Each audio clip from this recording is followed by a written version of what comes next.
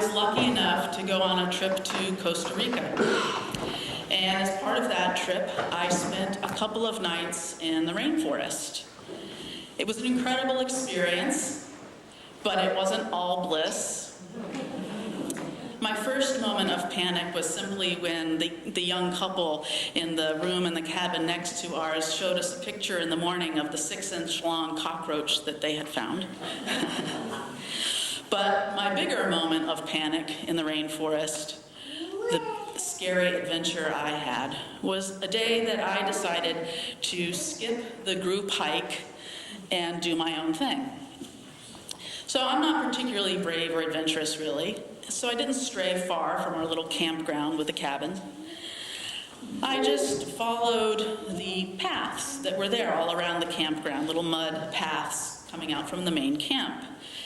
And it was really kind of nice to have a little alone time after all of that togetherness.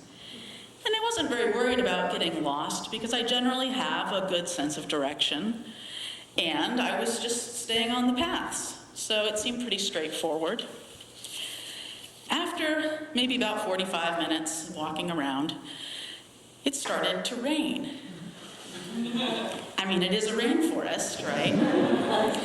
But this was the first time I had ever been in a rainforest in the rain, and the rain got pretty heavy. And the mud path that I was on quickly became more like a stream. And I know to look at me you would think that I have gazelle-like grace and speed, but strangely, I found it sort of difficult to even stand steadily, let alone to walk. And the path was no longer clear, and the drenching rain was incredibly disorienting. It was hard to see with the rain getting into my eyes, and I wore contact lenses, and the rain and the sweat were all getting in there. And my heart sank. I really couldn't tell where I was. What an idiot am I thought. What was I thinking? An out-of-shape person alone in the rainforest with no survival skills, really. Taking a walk alone with no supplies, just my cell phone. There's no signal in the rainforest. And yeah, hello, it's a rainforest. So there was all sorts of unusual animal life all around me. You heard it all around, the noises, and I felt panic. And I thought of Emily and people I love. It all flashed through my head. But I was lucky. The downpour ended quickly. This was maybe 15, 20 minutes worth of panic, but it felt long to me. And then I could see the path again, so I was okay. Fresh mud, harder to walk, but I did manage to get back. It turns out there is such a thing as lost person behavior. My colleague and UU Minister Wendy Bell alerted me to this phenomenon. It turns out that the way people behave when they get lost in the woods or the mountains or what have you is pretty predictable.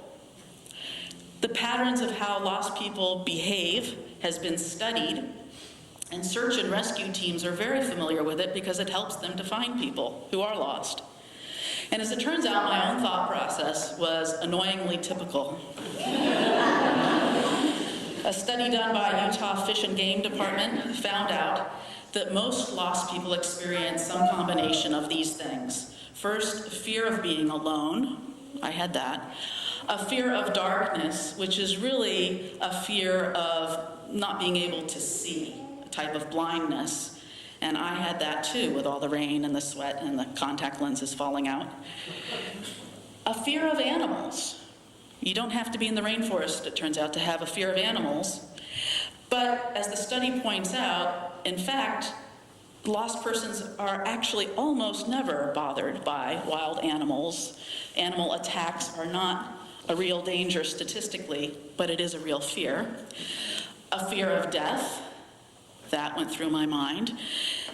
Feelings of shame and embarrassment. I had those. And finally, fear of suffering. I didn't so much have that because I wasn't really lost long enough, but it's very common for people to have that. So my own experience of being lost, though dramatic, was short. Lost person behavior studies are usually done on people that have been lost a longer time, 24 hours or more. And there are a few more things that these studies find. As William Sirotuk describes in his book, Analysis of Lost Person Behavior, clever title, there's a tendency for lost people to hurry to find the right place. As he explains, there's this thinking that, well, maybe the right place is just over that ridge. And as Sirotuk puts it, if the lost persons don't totally exhaust or injure themselves in their outright panic, they may eventually get a grip on themselves and decide on some plan of action.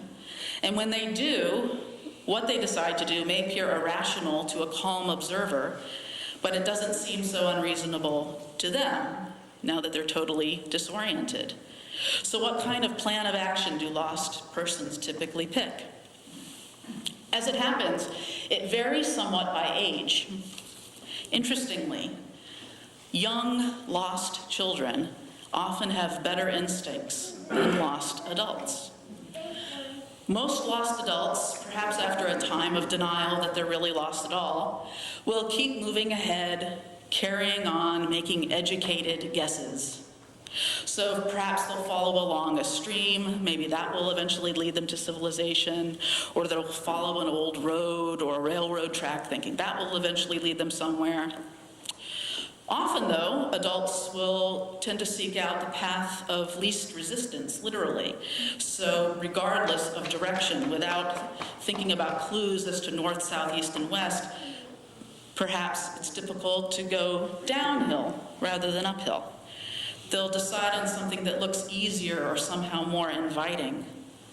Or sometimes lost adults will go along the way that they've been going, or as close to it as they think they can get, even though that's the path that got them lost in the first place. So consequently, lost adults often exhaust themselves in a fruitless attempt to forge ahead.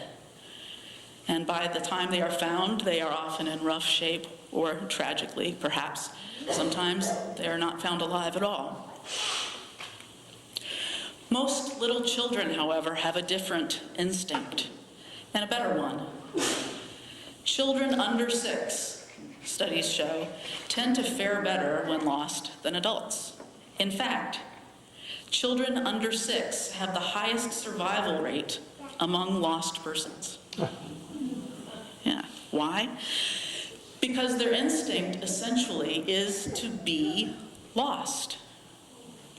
Often they will find a comfortable spot to rest or sleep. They don't waste much energy. They don't start making desperate, educated guesses. As Sirotuk describes, they have no idea of how to get back, and so they're likely to remain in the general area, finding the handiest place to fall asleep. They're apt to stay put and rest.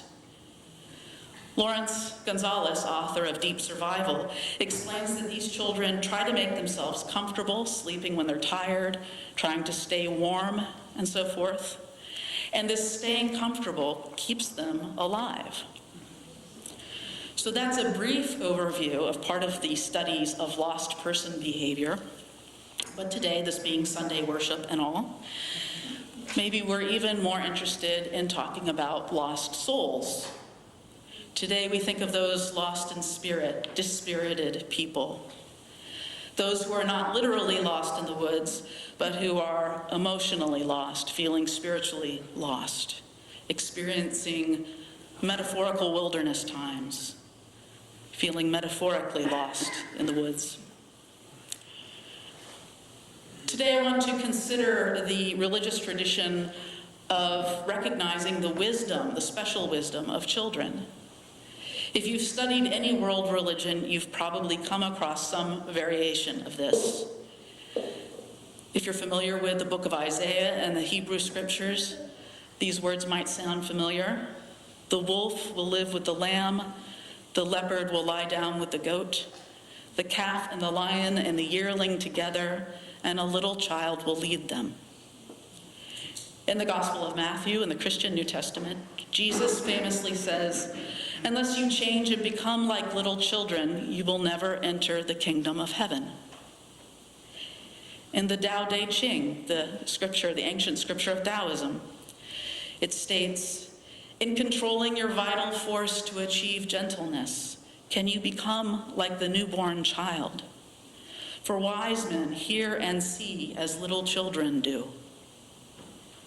In some African traditions, newborn children are thought to be especially close to the wisdom of the cosmos, from which they recently arrived among us. As Pierre Ernie summarizes these African traditions, a direct bond is thought to exist between the newborn, who still belongs to the cosmos, and the God of heavens, the master of natural forces. And as a final example, as Black Elk, holy man of the Oglala Lakota Sioux, put it, "Grown men can learn from very little children, for the hearts of the little children are pure. Therefore, the Great Spirit may show to them many things which older people miss." So just a few examples from various traditions. If you're very familiar with our own hymnal, you might know the hymn, "I Seek the Spirit of a Child," with a lyric by UU minister Carl Seberg. I seek the spirit of a child, the child who meets life naturally, the child who loves instinctively. I seek the wonder of a child." And children do seem to point the way delightfully and with ease to the first source of our Unitarian Universalist faith, direct experience of that transcending mystery and wonder, which moves us to a renewal of the spirit and an openness to the forces which create and uphold life. Young children are wise enough to intuit their way to a successful lost person behavior, and perhaps they're somehow closer to the cosmos or the Tao or the source or God or goddess. Today, I suggest that they might hold the key to successful lost soul behavior as well. When we adults are feeling spiritually or emotionally lost, what do? Often we try to reason our way out of it. Maybe especially Unitarian Universalists do this. We might read self-help books or perhaps read psychological studies. We might seek professional help, perhaps talking to a psychologist or psychiatrist. We might in some cases try medication, hopefully prescribed medication, but sometimes we're known to self-medicate with alcohol or other drugs. On the other hand, maybe we try new healthy habits, better eating, getting more exercise, perhaps even taking spiritual exercise like yoga, hatha yoga, or tai chi. Now, I have done just about all of these things at some point in my life as an adult feeling lost, and I'm sure many of you have too. And actually, most of these are pretty good ideas. I don't want you to leave thinking I'm saying they're not. They're mostly good ideas with the possible exception of self-medicating.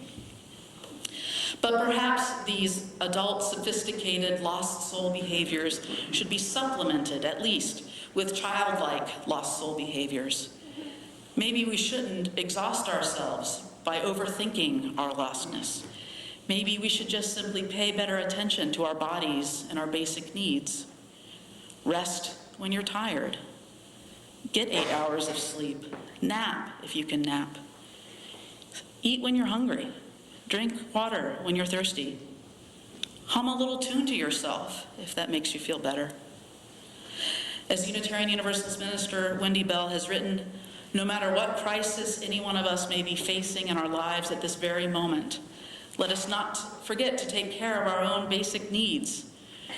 Doing so can keep us going until help arrives, or until circumstances change, or until we somehow manage to find ourselves out of whatever mess we are in.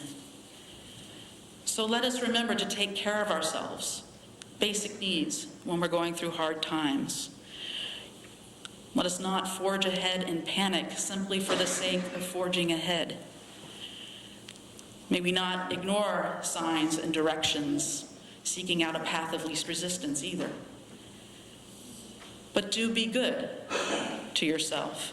It might not always feel like it, but help is on the way.